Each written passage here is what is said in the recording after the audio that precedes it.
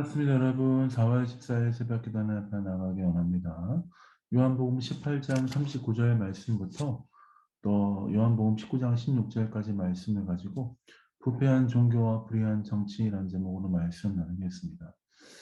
오늘 말씀 보면은 이 빌라도가 안나스와 가야바에게서 예수님을 넘겨받은 이후에 예수님을 심문하는 과정 안에서 예수님께 아무런 죄를 아무런 혐의점을 찾을 수 없다는 것을 알고 예수님을 풀어주려고 노력하는 장면이 오늘 본문 말씀에 나옵니다.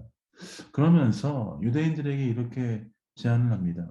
유대인의 절기 6월절에 너희에게 한 사람을 놓아주는 전례가 있다. 그런데 너희가 이 유대인의 왕 예수님을 놓아주기 원하느냐라고 하면서 유대인들에게 물어보기 시작합니다. 왜 빌라도가 이런 고민을 하면서 유대인들에게 이런 제안을 했을까요? 참 자기는 정치적으로 또 많은 사람들 앞에서 좋은 사람이고 싶기 때문입니다. 그리고 또 자기가 어, 자기에게서 그 죄를 발견하지 못한 그 예수님을 자기 손으로 처리하는 것이 참 부담스럽기 때문이죠. 여러 사람의 눈치를 보았습니다. 그러자 유대인들은 어떻게 반응한 겁니까? 예수님을 놓아주라고 하지 말고 바라바, 강도 바라바를 놓아달라라고 빌라도에게 요청을 합니다.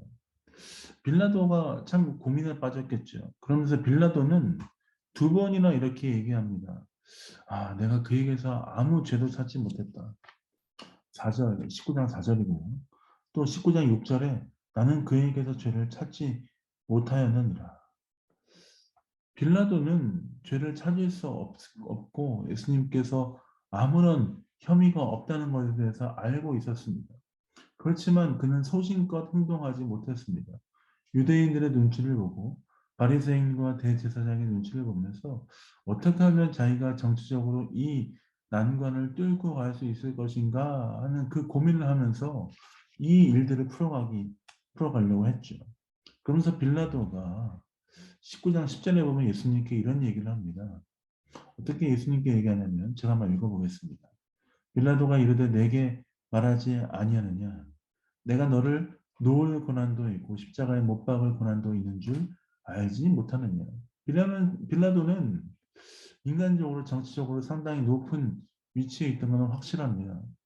너를 놓아줄 수도 있고 십자가에 못 박을 수도 있다. 그런 힘이 나한테 있다라고 예수님께 얘기하지만 예수님은 11절에 당당하게 이야기하십니다.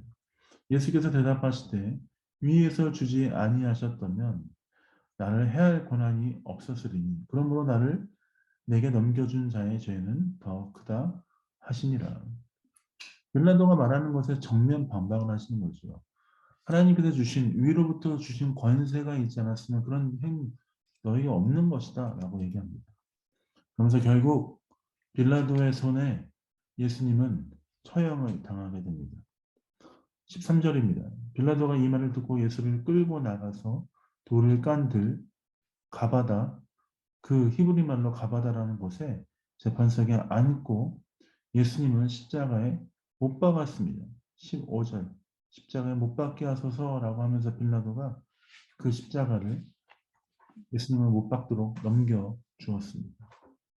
참 신앙인으로서 이 장면을 보면서 마음이 안타깝기도 하고 또한 이 고난주간을 지나면서 우리는 우리의 모습을 다시 한번 돌아볼 필요가 있습니다. 빌라도는 사실 신앙인은 아니었지만 예수님을 만난 이후에 진리에 대해서 고민을 하고 예수님이 죄가 없다는 것을 알았지만 자신의 정치적인 상황과 자신의 입장 안에서 예수님의 어떻게 할지 우물쭈물하는 상황을 겪게 되었습니다.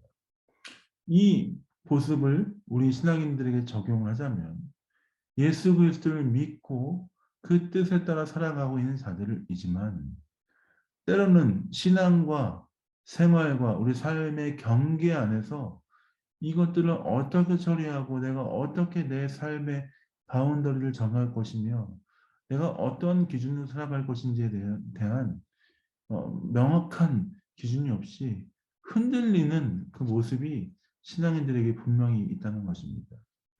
그때 어떻게 해야 됩니까? 소신을 가지고 신앙을 가진 그 소신을 가지고 믿음으로 그 신앙의 길을 걸어가야 한다는 것입니다. 때로는 신앙으로 그 믿음으로 가는 길이 가시밭길 같고 사람들에게 비난을 받고 때로는 나에게 이익이 없는 것 같지만 하나님께서 말씀하시고 신앙 안에서 우리에게 가르쳐 주시는 것이라면 그것이 올바른 길임을 알고 꿋꿋이 달려가야 하는 것입니다. 신앙의 갈림길에 찾아온다면 여러분 조금 쉬운 길 말고 어렵지만 고난이지만 우리에게 주어진 그 길들을 꿋꿋이 담담하게 걸어가십시오. 우리에게 맡겨주신 그 길, 신앙으로 믿음으로 달려갈 때 가시밭길인 것 같고 자갈 돌밭 같지만 주님과 함께 하는 삶 안에서 우리는 그 길을 통과해가며 성장해 갈 수 있는 것입니다. 어쩌면 오늘 이 하루가 다시 한번 우리 삶 가운데 다짐함을 결정하며 나아가는 하루가 될 줄 믿습니다. 하나님, 매일의 삶이 고난이고 매일의 삶이 고통이고 내가 어떻게 살아갈지 고민하는 그 시간 가운데 오늘도 살아가고 오늘도 주님 달려갑니다.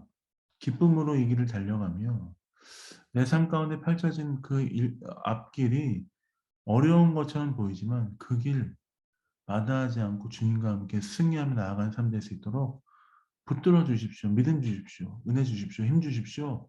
그렇게 기도하며 승리하는 여러분 삶 되시길 예수님의 이름으로 축복드립니다. 자, 기도하고 새벽 기도 마무리하도록 하겠습니다. 기도하겠습니다. 하나님 그렇습니다.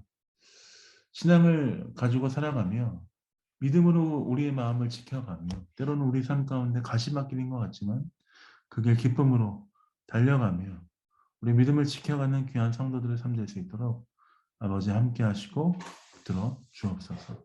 감사 찬양 주 앞에 드립니다. 예수님 이름으로 축복하며 기도합니다. 아멘.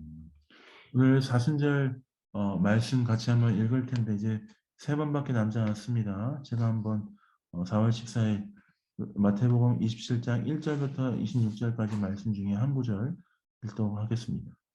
어찌미냐 무슨 악한 일을 하였느냐 그들이 더욱 소리질러 이르되 십자가에 못 박혀야 하겠나이다. 아멘. 우리에게 오신 주님 기억하며 십자가 지신 주님을 기억하며 승리하신 여러분 되시길 원합니다. 사랑합니다. 축복합니다.